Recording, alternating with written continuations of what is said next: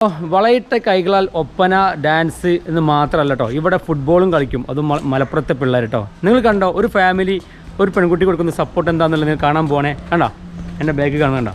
അപ്പോൾ ഇവരാണ് സത്യം പറയാം നോറയ്ക്ക് കൊടുക്കുന്ന ഫുൾ സപ്പോർട്ട് ഈ ഫാമിലിയാണ് കേട്ടോ. ഓക്കെ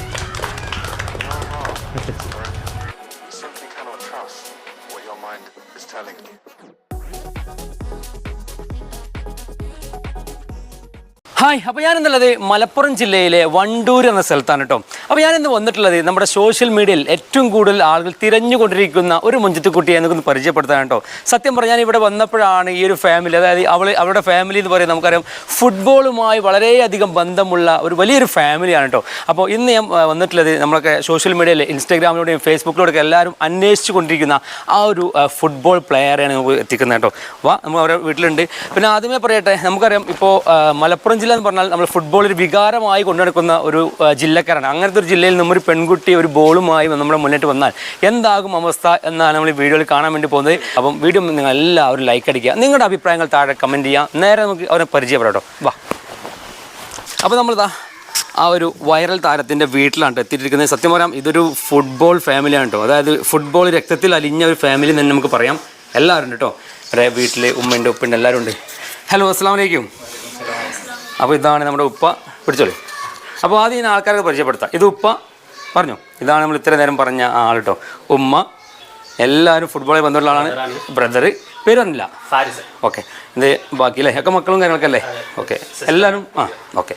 അപ്പോൾ ഉപ്പ ഞാൻ ആദ്യം തന്നെ ചോദിക്കുന്നത്, അയ്യൂബ് പേര് ചോദിക്കുന്നതിന് പറഞ്ഞു അല്ലേ? ഓക്കെ. അപ്പോൾ ശരിക്കും ഒരു ഫാമിലി, ഒരു ഫുട്ബോൾ ഫാമിലി എന്ന് തന്നെ വിളിക്കാമല്ലേ നിങ്ങളെ അല്ലേ? അപ്പോൾ എങ്ങനെയാണ് ഞാൻ ചോദിക്കുന്നത്, എങ്ങനെയാണ് ഈ മോളെ ഫുട്ബോളിൻ്റെ രംഗത്തേക്ക് കൊണ്ടുവരാനുള്ള കാരണം എന്താണ്? ഒന്നാമത് ഞാനും പിന്നെ നമ്മളെ ഫാമിലിയിലെ ജ്യേഷ്ഠന്മാരും മറ്റൊക്കെ ബ്രദേഴ്സൊക്കെ കളിച്ചിരുന്നു. അപ്പോൾ അങ്ങനെ കളിച്ചപ്പോൾ പിന്നെ കുട്ടികൾ ആയപ്പം ഈ ഇവിടെ ബ്രദേഴ്സ് സ്കൂളിൽ പഠിക്കുന്ന സമയത്ത് അവരെ ഗ്രൗണ്ടിലേക്ക് കളിക്കാൻ വേണ്ടിയിട്ട് ഞാൻ കൊണ്ടുപോകാറുണ്ടായിരുന്നു, പ്രാക്ടീസ് ചെയ്യിക്കാനൊക്കെ വേണ്ടിയിട്ട് ചെറുപ്പം. അപ്പോൾ ഇവള് 2-3 വയസ്സിലെ ഒരു 3 വയസ്സ് 4 വയസ്സിലെ പ്രായത്തിലാണ്. അപ്പോൾ ഇവളും കൂടെ പോരായിരുന്നു. അങ്ങനെ ഗ്രൗണ്ടിൽ എത്തുമ്പോൾ പിന്നെ ഇവർക്കും കൂടി പന്ത് കൊടുക്കാതെ ഓളാ പന്തും പിടിച്ചാണ്ട് ഇങ്ങനെ ഗ്രൗണ്ട് ആകെ ചിറ്റുന്ന ഒരു പരിപാടിയൊക്കെ ഉണ്ടായിരുന്നു. അന്നേ തുടങ്ങി നമ്മളെ അല്ലേ കാര്യങ്ങൾ അങ്ങനെ തുടങ്ങിയാണ്. ഓക്കെ. അപ്പോൾ ഞാൻ ചോദിക്കട്ടെ, ഇപ്പം ഇവള് മാത്രമല്ലല്ലോ, ഏകദേശം നിങ്ങളെ എല്ലാവരും ഫുട്ബോളിൽ ബന്ധമുള്ള ആൾക്കാരാണ്. അപ്പോൾ ഏതെങ്കിലുമൊക്കെ ഫുട്ബോളിൻ്റെ മേലെ ഉയരങ്ങളിൽ എത്താൻ സാധിച്ചിട്ടുണ്ടോ ആർക്കെങ്കിലൊക്കെ? അത് 2 ജ്യേഷ്ഠന്മാർ ഉണ്ട്, പിന്നെ 2-3 ജ്യേഷ്ഠന്മാരുണ്ട്, ഒരു 5 ഉയരങ്ങളിലുള്ള പറഞ്ഞാൽ ഒരാള് പിന്നെന്താ സ്റ്റേറ്റ് സ്കൂളിന്റെ ഗോൾ കീപ്പർ ആയിരുന്നു മുസ്തഫ പറഞ്ഞാള്. പിന്നെ അത് കഴിഞ്ഞിട്ട് പിന്നെ MRC പോയി. വേറെ ജ്യേഷ്ഠന് കൊച്ചിൻ ബോട്ട് ട്രസ്റ്റിന് കളിച്ചിട്ടുണ്ട് 2-3 വർഷം. അപ്പോൾ എന്തായാലും ഇത്ര നേരം ആളുകൾ കാത്തിരുന്ന ആ ആളെ നമുക്ക് പരിചയപ്പെടണ്ടേ? അപ്പോൾ ഇതാണ് കേട്ടോ. പേരെന്നെ പരിചയപ്പെടുത്തി തുടങ്ങിക്കോ. എൻ്റെ പേര് നൂറ അയ്യൂബ്. ഞാൻ MES സമ്പാട് കോളേജിലാണ് ഇപ്പോൾ പഠിക്കുന്നത്. കറന്റ് അതെ സെക്കൻഡ് ഇയറാണ് പഠിക്കുന്നത്, BCom. ഓക്കെ. അപ്പോൾ ഈ ഫുട്ബോളിൻ്റെ രംഗത്തേക്ക് വരാനുള്ള കാരണം എന്താ? സാധാരണ ഞാൻ ചോദിക്കുന്നത്, മലപ്പുറം ജില്ലയിൽ എല്ലാവരും ഫുട്ബോളിൽ താല്പര്യമുള്ള ആൾക്കാരായിരിക്കും. പക്ഷെ അതിനൊരു പെൺകുട്ടി നീ എങ്ങനെയാണ് ഫുട്ബോളിലേക്ക് വരാനുള്ള കാരണം? ഫുട്ബോളിലോട്ട് വരാനുള്ള കാരണം ഇപ്പോൾ പറഞ്ഞമായിരിക്കും, ഞാൻ ഫസ്റ്റ് കാണുന്ന സംഭവം നമുക്കൊരു എൻ്റർടൈൻമെൻ്റ് ആയിട്ട് ഞാൻ കണ്ട സാധനം എന്ന് പറയുന്നത് ഇതാണ്. ഇവർ എന്നും കളിക്കാൻ പോകുന്നത്, അതുപോലെ ഇവർ ഈ കോമ്പറ്റീഷൻസ് എന്നൊക്കെ പോകുന്നത് കാണുന്നുണ്ട്, ഓൾക്ക് കുറേ കപ്പും മെഡലും കിട്ടുന്ന കാണുന്നുണ്ട്. അപ്പോൾ ആ ടൈമിൽ നമുക്കുള്ള ഒരു എക്സൈറ്റ്മെൻറ്റ് എന്ന് പറയുന്നത് എനിക്കും അങ്ങനത്തെ ഒരു സംഭവം കിട്ടണം, അല്ലെങ്കിൽ എനിക്കും ആ ഒരു ലെവലിലേക്ക് എത്തണം എന്നുള്ള രീതിയിലാണ്. അപ്പം ഞാൻ കണ്ട് വളരുന്നതേ അതാണ്. പിന്നെ ഇവിടെ ഒരു റൗണ്ട് ദ ടേബിൾ ടോക്ക് എന്ന് പറയുന്നത് മെയിനായിട്ട് ഫുട്ബോളാണ്. മെസ്സി അത് കളിച്ചു, റൊണാൾഡോ അവിടെ, Brazil, Argentina, Barcelona, Real Madrid, ഈ ഒരു ടോക്കാണ് ഞാൻ കേൾക്കുന്നത്. ഓട്ടോമാറ്റിക് ആയിട്ട് എല്ലാം കാണുന്നതും കേൾക്കുന്നതും അതാവുമ്പം ഞാനും ഇൻബിൽട്ടായിട്ട് ആ സാധനം എൻ്റെ ഉള്ളിൽ വന്നതാണ്. ഞാൻ ചോദിക്കുന്നു, ഈ ഇൻസ്റ്റാഗ്രാമിലൂടെയാണ് ഞാൻ ആദ്യമായിട്ട് നിങ്ങളുടെ വീഡിയോ കാണുന്നത്. അതൊരു ഫ്രീ സ്റ്റൈൽ ഒരു ഫുട്ബോളായിട്ട് ഞാൻ കാണുന്നത്. അപ്പോൾ ഈ ഫ്രീ സ്റ്റൈലിലേക്ക് കടന്നുള്ള കാരണം എന്താ? ഫ്രീ സ്റ്റൈലോട്ട് ഇപ്പം ഞാൻ മാത്രമല്ല ഇതിലുള്ളത്. ഏകദേശം ഒരു ഇപ്പം ആ ഗ്രൂപ്പിൽ തുടങ്ങിയ ടൈമിൽ ആകെ 2 ആൾക്കാരൊക്കെ ഉണ്ടായിരുന്നുള്ളൂ. അപ്പം അതൊരു 12 ആൾക്കാരായിട്ട് ആ ഗ്രൂപ്പ് തന്നെ വളർന്നിട്ടുണ്ട്. എനിക്ക് തന്നെ ഭയങ്കര സർപ്രൈസിങ് ആയിട്ടുള്ള കാര്യമാണ്. അപ്പോൾ ഈ ഒരു ഫ്രീ സ്റ്റൈലിലോട്ട് മിക്ക ഗേൾസും എത്താൻ കാരണം എന്ന് പറയുന്നത് ഫുട്ബോളിൽ അവർക്ക് ഉണ്ടായിരുന്ന ഓപ്പർച്യൂണിറ്റീസ് വളരെ കുറവായിരുന്നു.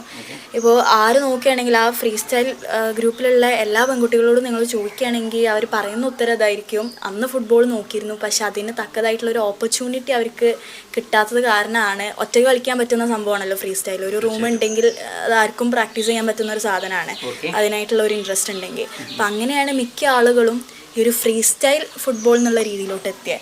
അതർവൈസ് എല്ലാവർക്കും താല്പര്യം ഫുട്ബോൾ 11th ഗ്രൗണ്ടിൽ കളിക്കണം, ആ ഒരു താല്പര്യം കൊണ്ട് വന്നതാണ് എല്ലാ പെണ്ണുങ്ങളും. പക്ഷെ അതിൻ്റെ ഒരു ഓപ്പർച്യൂണിറ്റീസ് നമ്മുടെ നാട്ടിൽ ആ ടൈമിൽ വളരെ പരിമിതമായിരുന്നു. ഇപ്പോൾ പിന്നെയും കുറേ ക്ലബ്സും കാര്യങ്ങളൊക്കെ വരുന്നുണ്ടെങ്കിലും സ്റ്റിൽ ആ ഒരു സ്കൗട്ടിങ് കാര്യങ്ങൾ ഇപ്പോഴും ഇവിടെ ഇല്ല എന്നുള്ളത് തന്നെയാണ് സത്യം. അപ്പോൾ സംഗതി ഇപ്പോൾ നമ്മൾ ഇൻസ്റ്റാഗ്രാമിലൂടെയും ഫേസ്ബുക്കിലൂടെയൊക്കെയാണ് ഇവരുടെ വീഡിയോ ഏറ്റവും കൂടുതൽ വൈറലായിക്കൊണ്ടിരിക്കുന്നത്. സത്യം പറയാൻ സ്വന്തം മോൾ ഇങ്ങനെ വൈറലാകുമ്പോൾ ഒരു ഉമ്മ എന്ന നിലയ്ക്ക് എന്താ പറയാല്ലേ? നിലക്ക് നല്ല സന്തോഷമുണ്ട്. ഓക്കെ. പിന്നെ കളിയിൽ ആദ്യമേ ഞാൻ പറഞ്ഞല്ലോ, ആ ഒരു സമയത്ത് തന്നെ അവളെ മനസ്സിലാത്താണ് എന്തിലേക്ക് തിരിച്ചു വിട്ടാലും അവൾക്ക് പ്രൊഫഷനായിട്ടുമായാലും എന്തായാലും അതിലേക്ക് തന്നെ വരണം എന്നുള്ളതാണ് അവളെ ആഗ്രഹം, ഫുട്ബോളിലേക്ക്. ഫുട്ബോൾ മാത്രമല്ല നല്ലൊരു അത്ലറ്റിക്സ് കൂടെ ആണെന്നുള്ളതാണ് പിന്നീട് ഞാൻ അറിഞ്ഞത് അല്ലേ? അപ്പോൾ അതിനെക്കുറിച്ച് എന്താ പറയാല്ലേ?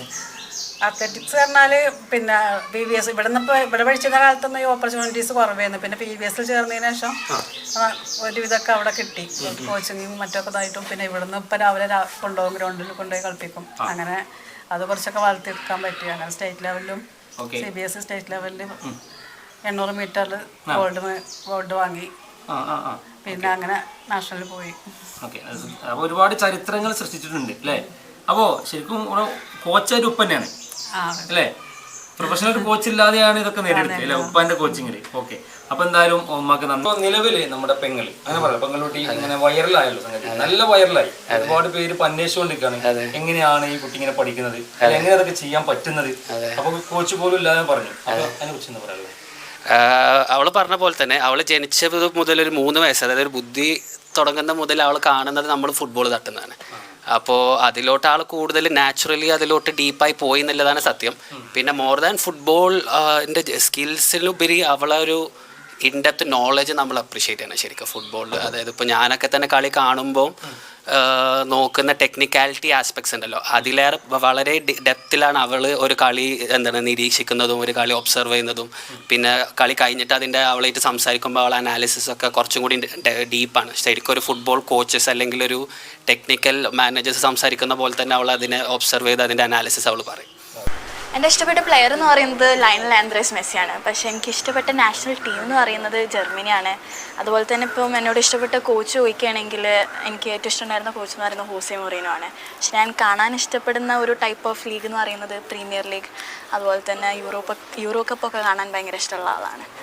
ഫ്രണ്ട്സ്, അപ്പോൾ വളയിട്ട കൈകളാൽ ഒപ്പന ഡാൻസ് എന്ന് മാത്രമല്ല കേട്ടോ, ഇവിടെ ഫുട്ബോളും കളിക്കും. അതും മലപ്പുറത്തെ പിള്ളേർ കേട്ടോ. നിങ്ങൾ കണ്ടോ ഒരു ഫാമിലി ഒരു പെൺകുട്ടി കൊടുക്കുന്ന സപ്പോർട്ട് എന്താണെന്നുള്ളത് നിങ്ങൾ കാണാൻ പോകണേ. കണ്ടോ എൻ്റെ ബാഗ് കാണുന്നുണ്ട.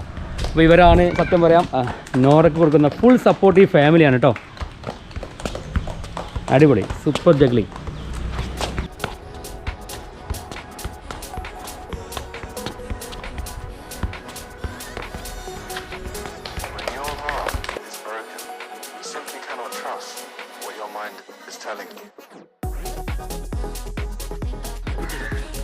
Okay okay.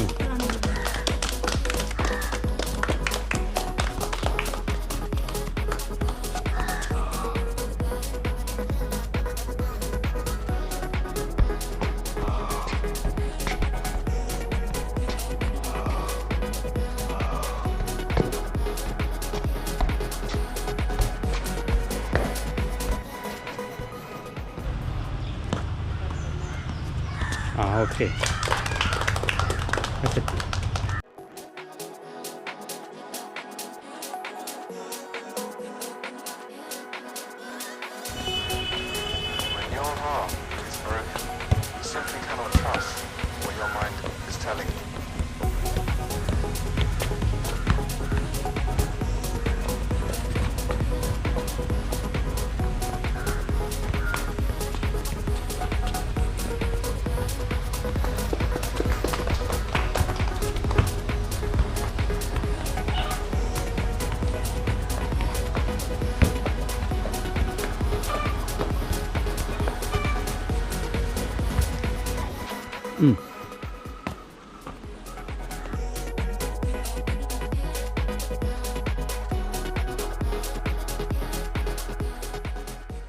അപ്പോൾ നൂറ അടിപൊളിയായിട്ട് ചെയ്തിട്ടോ സംഗതി. നിങ്ങൾ തിരക്കിനിടയിലും നിങ്ങളൊരു കുറച്ച് സമയം നമുക്ക് തന്നു. Okay, thank you. അപ്പോൾ ചോദിക്കുന്നു, അതായത് ഇതിപ്പോൾ പഠിക്കാനായിട്ട് പുതിയ ഒരാളിലേക്ക് വരികയാണെങ്കിൽ എങ്ങനെ ഞങ്ങളിത് പഠിച്ചെടുക്കും, അല്ലെങ്കിൽ എന്താണ് ഞങ്ങൾ ചെയ്യേണ്ടത് ഇത് പഠിക്കാൻ വേണ്ടിയിട്ട്?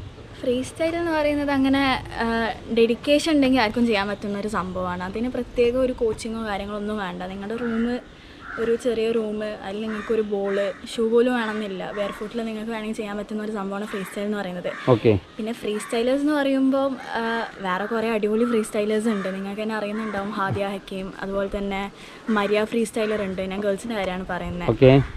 അങ്ങനെ കുറേ ഫ്രീ സ്റ്റൈലേഴ്സ് നമ്മുടെ നാട്ടിൽ തന്നെ കുറേ ആൾക്കാരുണ്ട്. ഒരു ഹന എന്ന് പറഞ്ഞൊരു പെൺകുട്ടിയുണ്ട്, കോഴിക്കോട് വരെയാണ്.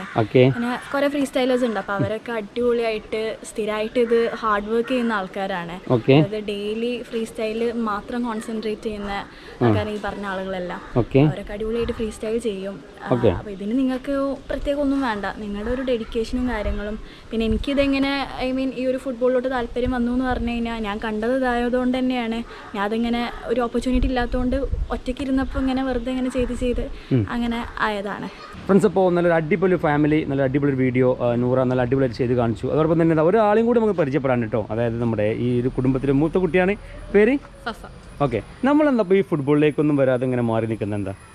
ഫുട്ബോൾ എപ്പോഴും ഞങ്ങൾക്ക് ഹരായിരുന്നു. കാരണം ഞങ്ങൾ ചെറുപ്പത്തിലായി കഴിഞ്ഞാൽ ഞങ്ങൾ അവിടെ ആയിരുന്നു, സൗദിയിലായിരുന്നു ഉണ്ടായിരുന്നത്. നമ്മളൊരു ഫൈനൽ മാച്ച് വരാന്ന് പറഞ്ഞാൽ നമ്മൾ കസിൻസ് എല്ലാം ഇരുന്ന് കാണും.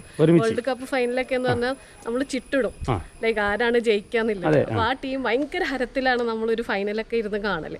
അപ്പൊ അതിപ്പോഴും അപ്പോഴൊക്കെ ഹരത്തിൽ പോകുന്നു. പക്ഷെ അതിലോട്ട് അങ്ങോട്ട് വന്നിട്ടില്ല. നമ്മളെ പോലെ അങ്ങനെ കാരണമായിട്ടില്ല. പിന്നെ ആ ഒരു ഞാനൊക്കെ പഠിക്കുന്ന ടൈമിൽ പറഞ്ഞാൽ അങ്ങനെ ലേഡീസ് അങ്ങനെ സ്പോർട്സിലോട്ട് പോകുന്ന നമ്മൾ കണ്ടിട്ടില്ല. ആ ഒരു ഇതുണ്ടായിരുന്നു. അത് ഇപ്പോഴായി കഴിഞ്ഞാൽ ഓപ്പർച്യൂണിറ്റീസ് അത്ര തന്നെ വൈഡായിട്ടില്ല. അപ്പൊ അതുകൊണ്ട് ഇങ്ങനെ അങ്ങനെ മാറിപ്പോകുന്നതാണ്. പിന്നെ അക്കാഡമിക്കലി കോൺസെൻട്രേറ്റ് ചെയ്യുമ്പോൾ പിന്നെ അതിലോട്ടൊന്നും വല്ലാണ്ട് അങ്ങോട്ട് പോയിട്ടില്ല. എന്തെങ്കിലും അനിയത്തി ഇങ്ങനെയൊക്കെ ചെയ്യുമ്പോൾ എന്തെങ്കിലും ചെയ്ത് നോക്കാം എന്നൊക്കെ തോന്നിയിരുന്നോ? ഇല്ല, അങ്ങനെയല്ലേ. ഇവള് ചെറിയ ആൾക്ക് കുറച്ചൊരു ഇൻട്രസ്റ്റ് ആണ്. കാരണം അവള് പറയും അവളെ പോലെ ഒന്ന് ചെയ്ത് നോക്കണം, അവളിങ്ങനെ ചെയ്യാറെന്നില്ല, അവളിങ്ങനെ ഇടയ്ക്ക് കാണിക്കും. അതാ ഞാൻ അങ്ങനെ പോയിട്ടില്ല. ഓക്കെ. അപ്പോൾ എന്തായാലും നിങ്ങളെയൊക്കെ പരിചയപ്പെട്ടതിൽ വളരെ സന്തോഷം. കാരണം നമ്മൾ ഒരു പബ്ലിക് അറിയേണ്ട ഒരു ഫാമിലി തന്നെയാണ് ഇത്. കാരണം ഇത്രയും നല്ലൊരു ഫാമിലി, നല്ലൊരു ഫുട്ബോൾ എനിക്ക് അത് ഇഷ്ടപ്പെട്ടു. ഒരു ഫുട്ബോൾ ഫാമിലി ആയതുകൊണ്ട് തന്നെ നോറ അത് പുറത്തേക്ക് എത്തിച്ചു. ബാക്കിയുള്ളവരൊക്കെ അവരുടെ കാര്യങ്ങളൊക്കെ ആയിട്ട് മുന്നോട്ട് വന്നു. അപ്പോൾ ഉമ്മ വീഡിയോ തൽക്കാലം ഇവിടെ നിർത്താണ്ടോ? ഞങ്ങൾ ഈ കണ്ടിരിക്കുന്ന പ്രേക്ഷകരോട് എന്തെങ്കിലും പറയാനുണ്ടോ? ഉമ്മക്ക് ഒരു പെൺകുട്ടിയാണല്ലോ മുന്നോട്ട് വന്നിരിക്കുന്നത്. ബാക്കിയുള്ള ആൾക്കാർ പെൺമക്കൾ ഇങ്ങനെ വരുന്നത് നമുക്ക് താല്പര്യമുണ്ടോ? താല്പര്യമുണ്ട്. സോഷ്യലായിട്ട് പെൺകുട്ടികൾ ഇറങ്ങി വരണം എന്നൊക്കെ ആഗ്രഹമുണ്ട്. പക്ഷേ ഞാനൊക്കെ തന്നെ അങ്ങനെ പേടിച്ച് അങ്ങനെ ഒറ്റയ്ക്ക് വിടുമ്പോൾ ഉള്ള പ്രശ്നങ്ങളൊക്കെ ആലോചിച്ചുകൊണ്ടാണ് കുറച്ചൊക്കെ ഒരു ബാക്കൊക്കെ പോയത്. അപ്പോൾ അതെല്ലാവരും സപ്പോർട്ട് ചെയ്ത് പേരൻസ് മുന്നോട്ട് വരണം എന്നുള്ളതാണ്. അതെ, വളരെ മാന്യമായ രീതിയിലാണ് നോറ അത് ചെയ്തുകൊണ്ടിരിക്കുന്നത്. അതുപോലെ എല്ലാവരും വരട്ടെ അല്ലേ? വരുന്ന ഒരു തലമുറ നല്ല രീതിയിൽ ഇങ്ങനെ വളർന്നു വരട്ടെ. അപ്പോൾ എല്ലാവരും പരിചയപ്പെടുത്താം. സന്തോഷം. അപ്പം ബൈ.